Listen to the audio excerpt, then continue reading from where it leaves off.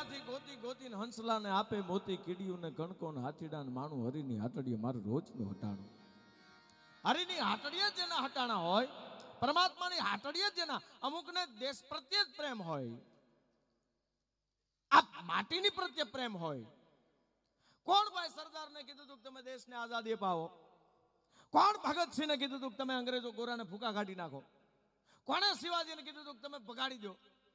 એને માટી સાથે જ લગાવ હોય છે સાહેબ. ઘણા વૈજ્ઞાનિક એમ કે ધડથી મસ્તક જુદું થઈ જાય પછી એકચ્યુઅલી લોકો કઈ કરી ન શકે. અરે ગાંડા થાવમાં વૈયાવો અમારા ગુજરાતમાં અહીંયા ધડ પડ્યા હોય ને મસ્તક પડ્યું રહે ને ધડ જોજન સુધી લડતા લડતા વસરાજ સોલંકીથી મોખડાજી ગોહિલ સુધી વૈયાવો તો સાહેબ અહીંયા અમર છે. હાલો થોડુંક આપો ભાઈ, મને સમજાયું કરો મારો બાપ લ્યો, મને ઉપડી છે. આ થોડોક સાથ આપો. સૌનો સાથ સૌનો વિકાસ. વિકાસ ભલે ગાંડો છો તમે ગાંડા થાવમાં. હા અત્યારે જોજો તમે ચૂંટણી માથો પર આવી એટલે ભાષણ ચાલુ કરશે. ગુજરાતમાં કોઈને ખાવા કઈ છે નહીં, ગુજરાતમાં ભૂખમરો છે. અરે ઘરે વયા જાઓ. સુરત થી તમે બગદાણા સુધી આવો તો 365 અન્નક્ષેત્ર આશ્રમ આવે છે. ગાંડા એક એક દી ખાઈ તો વર વયું જાય. ગુજરાતમાં ભૂખ હોય? આ તો ખવડાવવા વાળો દેશ છે, ખવડાવવા વાળો વેરિયો છે. અહીંયા કોઈ દી ભૂખ હોય નહીં સાહેબ. આ તો અત્યારે પછી મત હાટું હંધા ભાષણ કરશે ગુજરાતમાં ભૂખમરો છે, પાણીની તકલીફ છે, એ બધું રેડી છે. તમે તમારું કરો ને અમને અમારું કરવા જ દો. લેવા દેવા વગરના હું કામ લીમડો પકડાવો છે. અને આ બેનો ભલે હવે થોડાક બેઠા પણ એક નાની એવી વાત કહી દઉં. અમુક વસ્તુ છે ને ભાઈ, અમુક વસ્તુ છે ને આપણે નક્કી કરવાની હોય. માની લો કે આપણે કઈ રીતના જે કઈ આપણા શણગાર છે એ આપણે નક્કી કરવાના હોય. આ બેનો છે ને વધારે એડવર્ટાઇઝ ઉપર હાલે. એડવર્ટાઇઝમાં આવે કે તમે ફેર એન્ડ લવલી લગાડો તો સ્ક્રીન વાઇટ થાય. હવે ઈ હિરોઈન નક્કી કરે કે આપણે કઈ ફેર એન્ડ લવલી લગાડવી. હિરોઈન નક્કી કરે કે આપણે કયો પાવડર લગાવવો. હા એમ હિરોઈન થોડી નક્કી કરે કે આપણે અને ઈ તો દોડ્યું હોય જ, ઈ તો મેકઅપમાં હોય. એને તો ખાલી એડવર્ટાઇઝ કંપનીએ પૈસા દીધા હોય એટલે એ લઈને ઊભી રહે. એને આવડતું ન હોય. બેનો ઈ ખોટું છે. એવી એડવર્ટાઇઝ ઉપર કોઈ વસ્તુ ખરીદી કરતા નહીં. અને ફેર એન્ડ લવલી થી જો ધોળું થવાતું હોય તો મારા ઘરે 8 ભેંસું છે. હું મહિનો દી લગાડું તો ભેંસું ધોળિયું થાય. તમે ફેર એન્ડ લવલી લગાડજો, મારા બાપનું શું જાય? એવું કઈ છે નહીં. ચહેરો તેજ કોનો મારે, શ્રી ગુરુ શરણ સરોજ રજ નિજ મન મુકુર સુધાર બરનમ રઘુબર બિમલ યશ અન જોદાયક ફલચાર. તમને હારો સદગુરુ મળી જાય, તમને ભાગીરથ કાર્ય કરવાની તક મળી જાય સાહેબ. અને ઈ કાર્યમાં તમે જોડાઈ જાવ તો આપોઆપ તમારો ચહેરો છે ને તેજ મારવા મળે. આ દેશ પ્રત્યે જેને માન હોય, આ દેશ પ્રત્યે ગૌરવ હોય, એનો ચહેરો આપોઆપ તેજ જ આવતો હોય. એમાં કોઈ સવાલ નથી. હા આ પરંગણામાં બેઠા છે ત્યારે મારે એને યાદ કરવું પડે. 1 વર્ષનું વાણું આવી ગયું છે સાહેબ. અહીં બાજુમાં કરમદિયા ગામ છે, તમને બધાને ખબર હશે. આ દેશ માટે થઈ અને એક 23 વર્ષનો યુવાન દેવાભાઈ પરમાર જે શહીદી વરી લીધી છે. અને આ ધરતીને વંદન છે સાહેબ. એક દિવસના બજરંગદાસ બાપાને જે ફૂલ ચડાવવામાં આવે ને એ બગદાણા નહોતા ચડ્યા. મને ખ્યાલ છે બગદાણા નહોતા ચડ્યા. એ દેવાભાઈની અંતિમ યાત્રામાં બગદાણાના ફૂલ ચડાવવામાં આવ્યા હતા સાહેબ. એ તો આ ધરતી જ કરી શકે. હા મને ગૌરવ થાય છે. અને એ આ દેશ માટે થઈને જે યુવાન ખપી જાય એવું ન સમજતા મારો માલધારી હતો એટલે બોલું છું. નહીં, આ દેશ માટે કાંઈ કરે બધા પોતાના જ હોય છે. અમને કોઈ દી સરદારના પરિવારે એમને જ કીધું સરદાર વલ્લભભાઈની વાત કરજો. મહારાણા પ્રતાપના પરિવારે એમને જ કીધું મહારાણા પ્રતાપની વાત કરજો. શિવાજીના પરિવાર નથી કીધું. પણ સાહેબ બીજાના માટે કંઈક કરી ગયા ને એની જ અમે કથાઓ કહી છે. સાંભળજો, ઘટના બની ગયેલી છે વર્ષો પહેલા. પણ આ મારી નજર સામે બનેલી ઘટના છે ને. જ્યારે કરમદિયા હું આવ્યો પછી બધાએ સોધાર આંસુ. એ તો પરિસ્થિતિ જ એવી હતી સાહેબ કે આખું ગુજરાત હેબકે ચડ્યું હતું. કારણ કે ગુજરાતનો પહેલો આપણા વિસ્તારનો, આપણા જિલ્લાનો, આપણા તાલુકાનો દેવાભાઈ શહીદ થઈ જાય. જેમના ઘરે સીમંત વિધિમાં આવવાનું હતું અને એ વ્યક્તિ અહીંયા શહીદ થઈ જાય. કરુણતા કેવડી છે.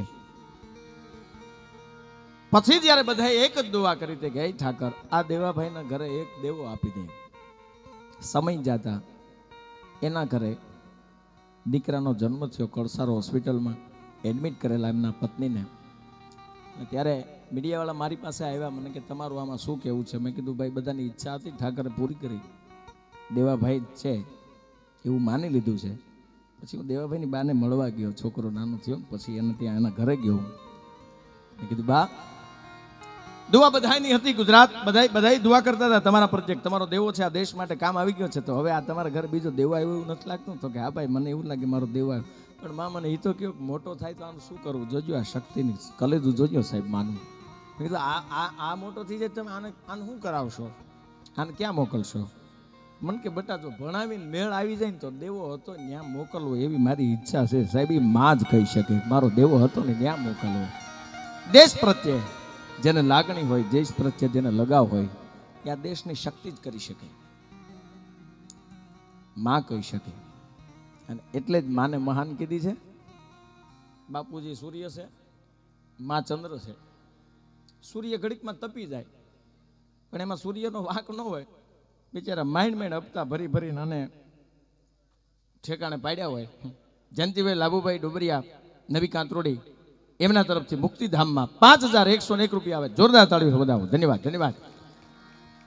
પ્રોગ્રામે ચાલુ રહેશે ને અહીંયાથી મારી તો એવી ઈચ્છા છે, ભાઈની એવી ઈચ્છા છે. રાકેશભાઈ મને કહી ગયા છે ને ભાઈ કહી ગયા છે, નરેશભાઈ આ જેટલા બહેનો બેઠા છે બહેનોને અને ભાઈઓ બેઠા છે ભાઈઓને આજ તો ગરબે રમાડવા તમને. તમે જોવો તો ખરા, હજી તો અમારે આમાં અમને ઉપડી છે કે આજ આમ તમને લહેર કરાય. કારણ કે આજનો પ્રોગ્રામ છે ને ઉજાગરો નથી, જાગરણ છે સાહેબ.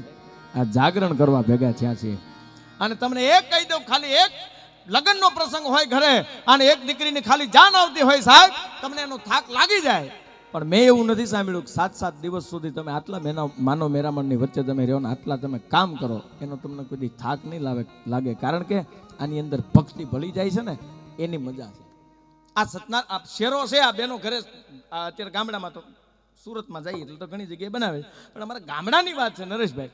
ગામડામાં જે શીરો બનાવે કથામાં, એ યાર ઈ જ કેમ મીઠો લાગે. ઘરે વેવાય આવે ત્યારે બનાવે તો એટલો બધો ભાવે નહીં,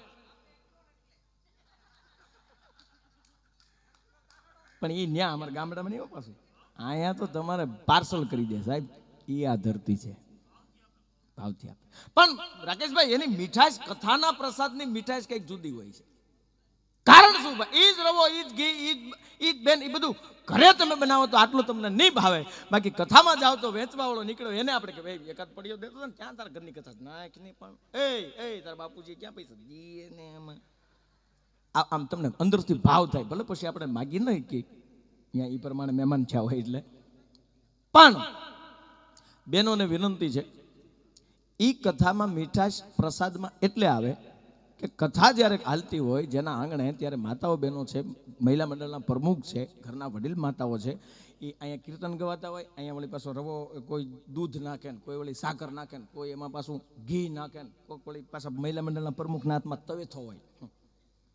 અને એ જે તવેથો હાલતો હોય ત્યારે એના અંદરનો ભાવ એવો હોય કે આજે અમારા ઘરે કથા છે, અમારા ઘરે બ્રાહ્મણો આવ્યા છે, અમારા ઘરે મહેમાનો આવ્યા છે, આજ મારો કનૈયો આવ્યો છે. એ ભાવથી જે આરતી ગવાતી હોય, ઉતારો આરતી શ્રી કૃષ્ણ ઘેરે આવ્યા, માતા જશોદા કુંવર કાન ઘેરે આવ્યા, તાળ જઈને નાગનાચા નાગણીઓને દર્શન દીધા, કમળ ભારો લાવ્યા રે, ઉતારો આરતી શ્રી કૃષ્ણ ઘેરે. આ કાન ને કૃષ્ણ બોલતા બોલતા જે બને ને સાહેબ, એની મીઠાશ પકડે છે, એ પ્રસાદ થઈ જાય છે.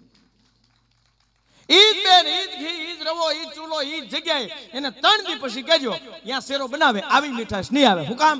ઈ વખતે શેડાળા હાટા છોકરા પડકે રખડતા હોય, ભાઈ પાછા રેડી કમ્પ્લીટ થઈને ઘરે આવતા હોય, અને છોકરાને દી હાથમાં ઠીકો આખો રને વાઈ ગયા, ત્યાં શેરો કડવાશ પકડતો જાય. ટીવીમાં સિરિયલ 100 દાડા સાસુના. બહેનોને મારી વિનંતી, તમે તમારા ઘરની અંદર રસોઈ બનાવતા હોય ત્યારે, બાળક નાનું હોય તો એને પલપાન કરાવતા હોય ત્યારે થોડીક સત્સંગમય ધર્મમય વાતાવરણ રાખજો. તમારું ઘર નહીં મંદિર બની જશે, ત્યાં પરમાત્માનો વાસ થઈ જશે, એમાં કોઈ સવાલ નથી. હા, અને એ તમે થોડુંક આટલું ઓલું કરો ને તો આ બિચારા મંદિરમાંથી બહાર નીકળે. નકર બેટી બચાવો અભિયાન સારું છે, ગાય બચાવો અભિયાન સારું છે. હવે તો ટૂંક સમય પછી પતિ બચાવો અભિયાન ચાલુ કરવું પડશે, કારણ કે નોટબંધી જીએસટી એ ભૂકા કાઢી નાખ્યા છે. અને સુરતમાં જેટલા બહેનો રહેતા હોય ને એને તો મારી ભાઈ તરીકે વિનંતી છે, બાપા તમે સુરતમાં જાઓ પછી કોઈ ભાગવત કથામાં નહીં જાઓ તો હાલશે, રામકથામાં નહીં જાઓ તો હાલશે, સત્સંગમાં નહીં જાઓ તો હાલે, કડતાળું નહીં વગાડો તો હાલે. થાક્યા પાક્યા ઓફિસેથી સાઈડ ઉપરથી ઘરે આવે, આને એક ગ્લાસ પાણી મીઠી ચા પાઈ દો, ભાગવત સપ્તાહ જેટલું પુણ્ય મળશે. કારણ કે હાવ ભાઈ એ તો વીછી કઈડો હોય એને ખબર હોય કેવી કેવી મંદી છે અત્યારે. ઓ અરે એ જીએસટી આવ્યા પછી ગામડામાં છોકરા વાતો કરતા હતા કે આમ જો હમણાં તો કે જીએસટી આવી છે. બાપા કે તમે એસટી મોકલો તો લાડ છે, જીએસટી ના દીકરા થાવ તે. ગામડાના વડીલો પછી આમ મજા હો. ગામડાના બાપા બસમાં બેઠા ને એટલે કંડક્ટર કીધું લાવો બાપા ટિકિટ. લાણ ખીચામાંથી 3 દિન જૂની ટિકિટ હતી ને ગાલ્યો સાહેબ. કંડક્ટર ક્યાં જૂની છે? બાપા કે તારી બસ ક્યાં નવી છે? આ કે રાખ નહીં 3 વર્ષ જૂની બસ હાલે 3 દિન ટિકિટ નહીં હાલે આવા દે. એમ નામ કુંડલા પગાડી દીધું બોલો. હા બાપા તો બાપા છે.